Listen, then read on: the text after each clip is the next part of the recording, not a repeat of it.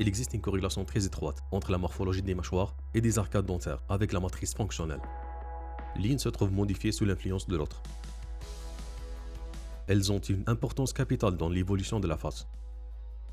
Leur action morphogénétique, en se conjuguant à l'héritage génétique, aboutira au façonnage définitif de la face et de la cavité buccale. L'objectif de ce cours est de comprendre le rôle de chaque fonction orofaciale sur le développement des structures crânio-faciales, de reconnaître les dysfonctions et les parafonctions, et de saisir leurs conséquences sur la morphogenèse maxillofaciale. Commençons par poser les définitions essentielles. Une fonction est une activité exercée dans un but de survie et d'adaptation au milieu. C'est le cas de la mastication, de la respiration, de la déglutition et de la phonation. Une dysfonction, du préfixe dys signifiant déformation, correspond à la déviation de cette fonction. Une parafonction, de préfixe para signifiant à côté, est une activité qui n'est pas nécessaire à la survie. C'est le cas de la scission du pouce, de l'onychophagie ou encore de la scission d'objets divers. Enfin, la praxie orofaciale est la capacité de planifier et d'exécuter des mouvements ou des séquences de mouvements volontaires, significatifs ou non, en utilisant les muscles du système pharyngo-bucco-facial ou de la région orofaciale. Le développement morphogénétique de la face est soumis à l'influence de la musculature, qui exerce des forces sur les maxillaires et les arcades dentaires au cours des fonctions de ventilation, de déglutition, de mastication et de phonation. C'est l'équilibre des forces musculaires qui organise la position des structures anatomiques, osseuses et dentaires. Il existe une zone neutre où les forces musculaires centrifugent de la langue et les forces centripètes des joues et des lèvres s'annulent. C'est le couloir de Chateau. Il définit la position des arcades dentaires. Une dysfonction au cours de la croissance retentit sur cet équilibre, avec des répercussions cliniques sur le développement orofacial et sur la position des procès alvéolaires. Retenez cette règle fondamentale. Une dysfonction se doit d'être rééduquée. Une parafonction se doit d'être supprimée.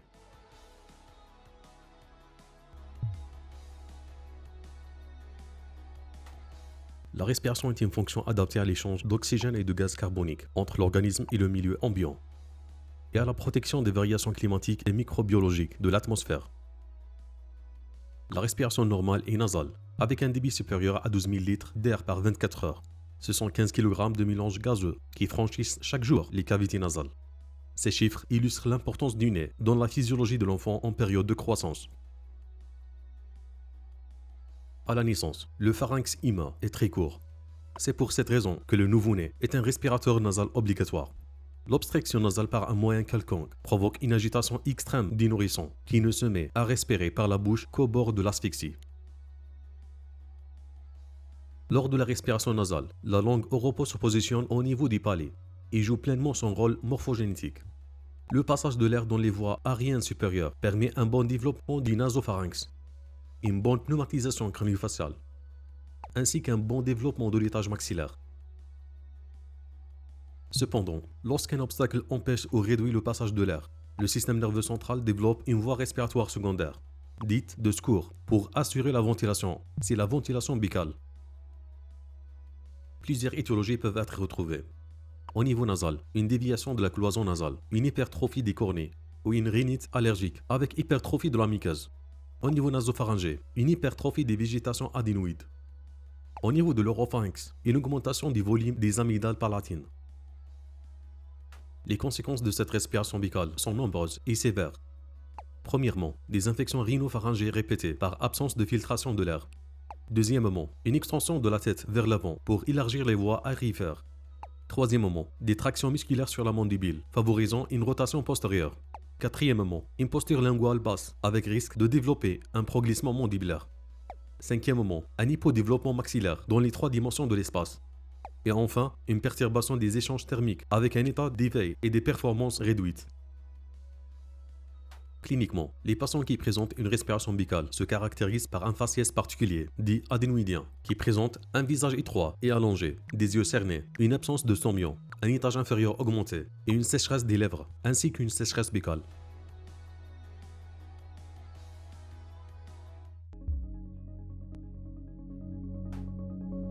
La déglutition est l'axe par lequel le contenu buccal, salive, liquide ou bol alimentaire, est propulsé de la bouche dans l'estomac. Sa fréquence est de 500 à 2000 fois par 24 heures et sa durée est d'environ 1 seconde.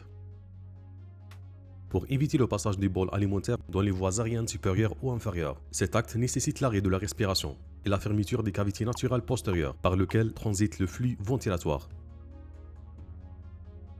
La déglutition se fait en 3 temps, un temps buccal qui est volontaire et conscient, un temps pharyngien et un temps œsopharyngien qui sont ensuite purement réflexes. La macération de la déglutition est fonction de 3 éléments. Premièrement, des modifications de l'environnement buccal, l'apparition des dents, l'augmentation de la hauteur relative des procès alvéolaires, ce qui entraîne une diminution relative du volume lingual, une bascule pharyngée de la langue et une modification des rapports des articulations temporomandibulaires. Deuxièmement, la maturation des circuits nerveux et la modification des ondes de stimulation.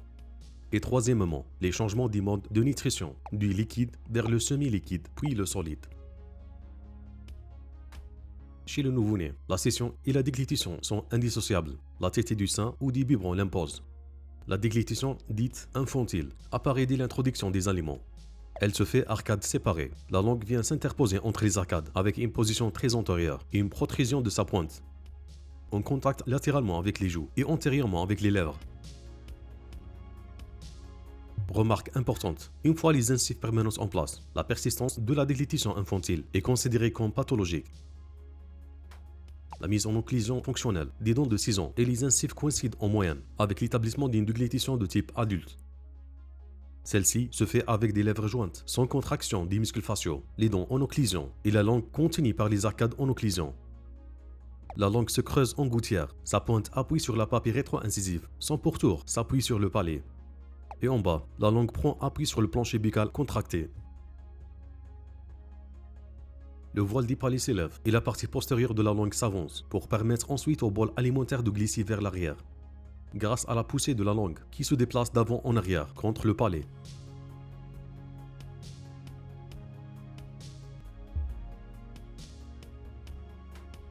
La déglutition atypique ou dysfonctionnelle présente différents aspects. Elle se caractérise le plus souvent par l'absence de contact dentaire et s'accompagne généralement d'une contraction exagérée des lèvres et des muscles faciaux avec une projection linguale antérieure ou latérale.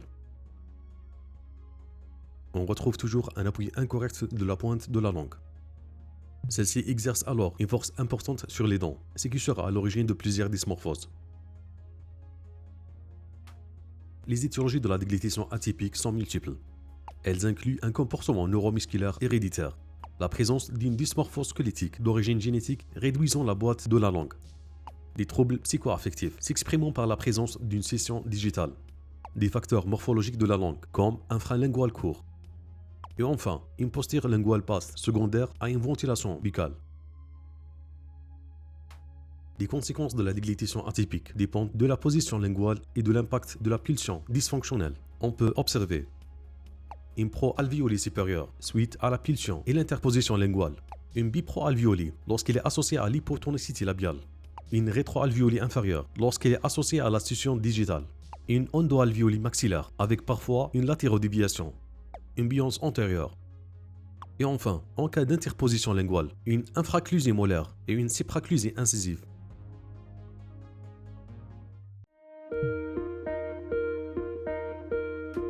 La phonation est la production de sons à l'aide de phonèmes, c'est-à-dire d'éléments sonores d'un langage donné, possédant des caractéristiques distinctives par rapport aux autres sons.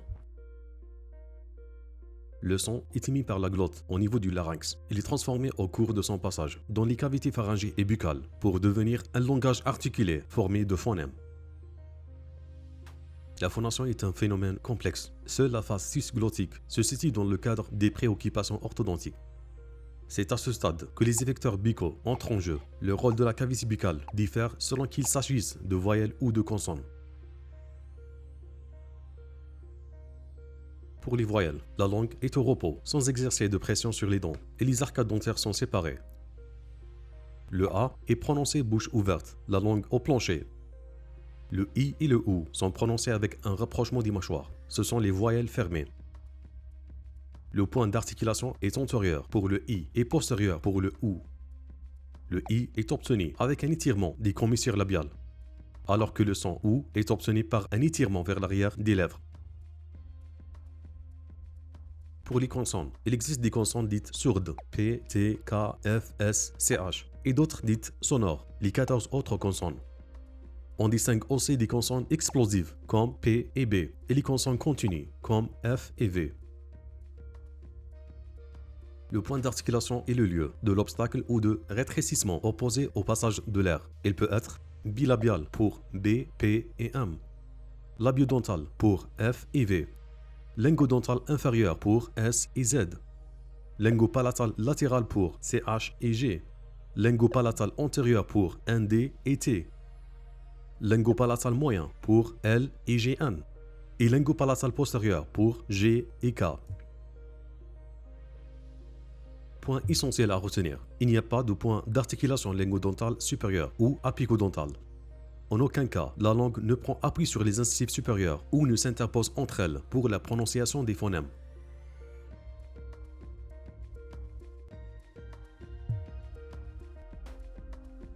Les troubles de la phonation surviennent lorsque la langue adopte des appuis anormaux. Pour les consonnes D, T et N, au lieu de prendre contact avec la papille palatine, la pointe de la langue prend appui sur la face palatine des incisives supérieures ou sur les incisives inférieures, ou encore s'interpose entre les dents. Parfois, les bords de la langue s'interposent entre les molaires. Pour la consonne L, la pointe de la langue peut prendre les mêmes appuis anormaux que pour les D, T et N. Pour les consonnes Z et S, la pointe de la langue s'interpose entre les incisives ou se relève derrière les incisives supérieures. Parfois, les bords de la langue s'interposent entre les molaires. Pour les consonnes F et V, c'est la lèvre inférieure qui s'interpose entre les incisives. La plupart de ces troubles sont associés à des anomalies de praxis de la déglutition et ne produisent aucun défaut audible d'articulation, alors qu'ils sont nocifs pour le système dentaire. Quelles sont les conséquences? Ils sont à démontrer en 1962 que les praxis de langage mettent en œuvre des stéréotypes empruntés aux praxis de la déglutition. La langue, organe le plus important du langage, joue un rôle essentiel dans la production des timbres vocaliques et détermine le point d'articulation. S'il est établi qu'une dysfonction orofaciale contribue à la morphogenèse maxillofaciale, tous les auteurs ne sont pas unanimes en ce qui concerne la phonation. La brièveté de ces appuis linguaux, de l'ordre d'un dixième de seconde, a suscité beaucoup de controverses quant à leur rôle étiologique dans la morphogenèse des malocclusions. Néanmoins, 3 troubles morphogénétiques sont associés à l'articulation anormale des phonèmes. Premièrement, la proalvéolée incisive supérieure, liée à un environnement musculaire déséquilibré, avec une langue prédominante sur l'orbiculaire des lèvres. Deuxièmement, l'abeyance antérieure, avec des forces musculaires déséquilibrées par l'interposition linguale, souvent associées d'autres praxis, comme la succion du pouce ou de la lèvre inférieure. Et troisièmement, la supraclusie incisive, causée par l'interposition latérale de la langue dans l'articulation des phonèmes S, J, Z et CH, qui retentit sur la croissance verticale des procès alvéolaires et entraîne une infra-alvéolée molaire, le plus souvent unilatérale.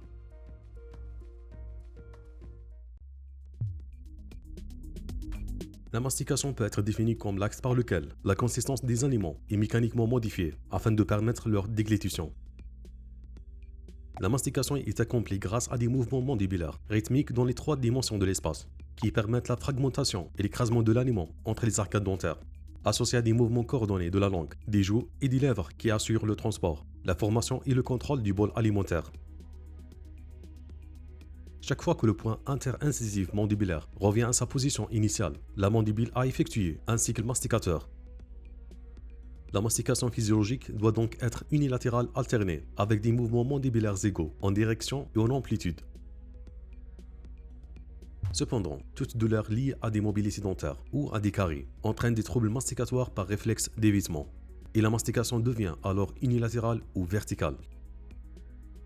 Examinons d'abord la mastication unilatérale dominante. Dans ce syndrome, le patient mastique exclusivement ou préférentiellement d'un seul côté. Le stimuli de croissance engendré lors de la mastication par le glissement de l'athiam du côté balançant et les frottements occlusaux-puissants du côté travaillant demeurent unilatéraux. Cela conduit, chez l'enfant, à un développement maxillofacial asymétrique.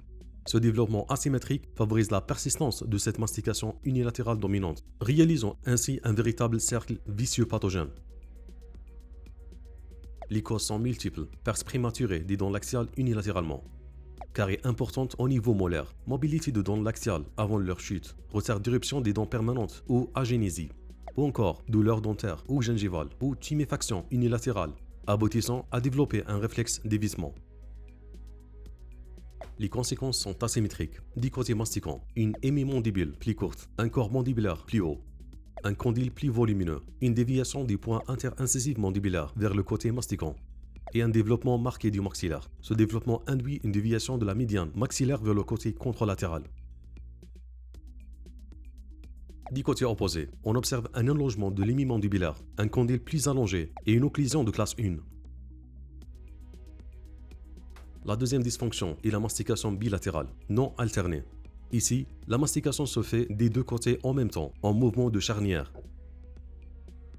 Ces causes incluent la ventilation buccale, l'absence d'abrasion physiologique des canines temporaires, la déglutition atypique, la posture linguale basse et une supraclusie incisive importante.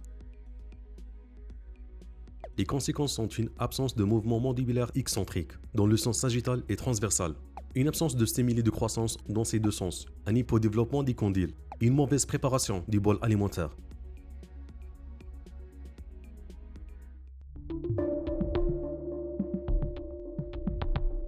Terminons par les parafonctions, ces habitudes nocives qui viennent perturber la croissance harmonieuse.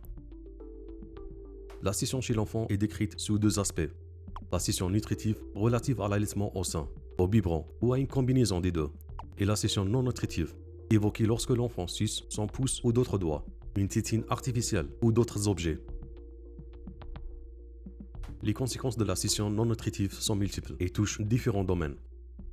Au niveau alvéolaire et occlusal, biance pro-alvéolé supérieur, pro- ou rétro-alvéolé inférieur, surplomb excessif, diastème incisif supérieur, chevauchement inférieur et articulé croisé postérieur ou crossbite. Au niveau squelettique, des formations pouvant conduire à une classe 2 et à une endognathie. On note aussi une déformation digitale, des désordres fonctionnels comme une déglutition atypique et une ventilation buccale, des troubles lors de la prononciation de certains phonèmes, T, D, N, L, C, H, S, et enfin des problèmes psychologiques, comme la peur d'être ridiculisé par les amis et le réflexe de se cacher pour sucer son pouce. La seconde parafonction est l'onychophagie.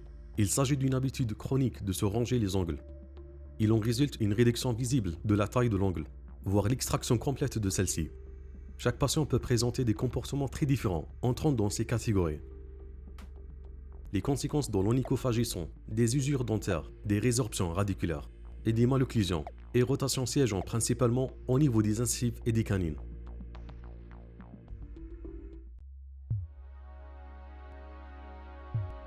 Pour conclure, les fonctions orofaciales jouent un rôle morphogénétique déterminant sur les structures faciales et contribuent directement à l'établissement de l'occlusion. Toute déviation de ces fonctions entraînera une série de contraintes osseuses, alvéolaires et dentaires, car forme et fonction sont intimement liées. L'attention de tout praticien doit être attirée par l'environnement fonctionnel de l'enfant.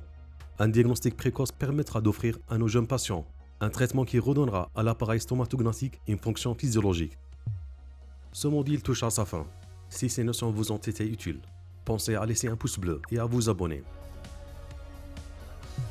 Pour vérifier vos acquis, retrouvez nos séries de QCM détaillées et classées par cours sur notre plateforme DentaQuiz, qui contient aujourd'hui plus de 50 000 QCM officiels, couvrant l'ensemble des facultés dentaires en Algérie.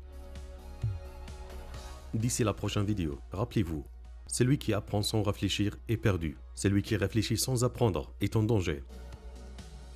Alliez toujours la théorie et la pratique clinique. À très bientôt.